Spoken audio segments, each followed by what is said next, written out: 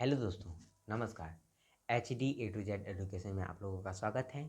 मैं कुंदन कुमार आप सभी के बीच हर रोज की तरह आज भी एक नए प्रेरक कहानी को लेकर यहाँ प्रस्तुत हूँ। इस कहानी को आप लोगों के पास सुनाने के लिए यहाँ प्रस्तुत हूँ। यह कहानी यदि अच्छा लगे तो लाइक सब्सक्राइब कर सकते हैं।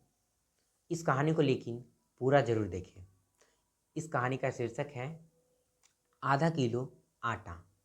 एक बार एक राजा के दरबार में राजा की इच्छा होती है कि मैं मेरा राज्य का मूल्य का निर्धारण हो, यानी कि मेरे पास कितना संपत्ति हो इसका निर्धारण हो। तो इस लेखा जोखा के लिए जो लेखा जोखा करते हैं मंत्री लेखाधिकारी, उसको बोलते हैं राजा कि मेरे कुल संपत्ति का निर्धारण करो। लेकिन राजा उन्हें उस लेखाधिकारी को केवल 7 दिन का समय देते हैं। तो 7 दिन के बाद लेखाधिकारी आते हैं और राजा को बताते हैं कि राजा जी को बताते हैं कि सेठ, आपके पास इतना संपत्ति है, बिना किए हुए खा सकती हैं, इतनी आपके पास संपत्ति है।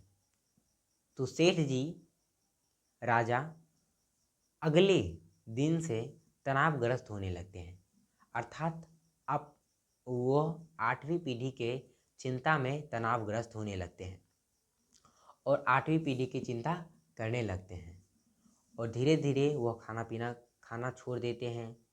अलग उन्हें एक प्रकार के मानसिक तनाव आ जाती है।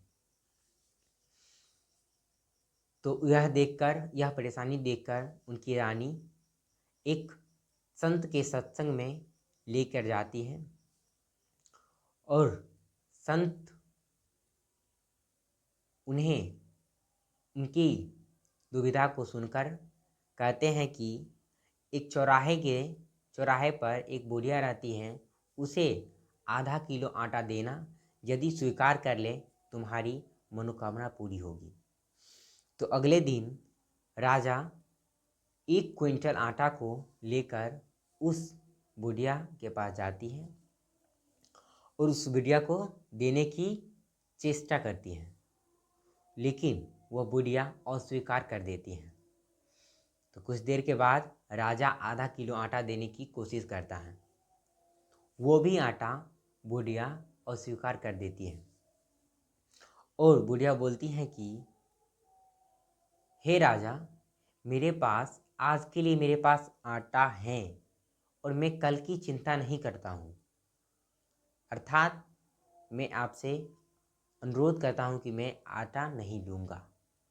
तो राजा का दिमाग खुलता है और वो सोचने लगता है कि यह गरीब बुढ़िया कल के बारे में नहीं सोचती हैं, केवल आज के बारे में सोचती हैं, तो मैं क्यों सोचता हूँ। अर्थात यह मेरा जो 8वीं पीढ़ी के बारे में मैं सोच रहा हूँ, वह मेरी तृष्णा है। तो उस दिन उस राजा का मस्तिष्क खुलता है, वह डिप्रेशन से ठीक हो जाता है।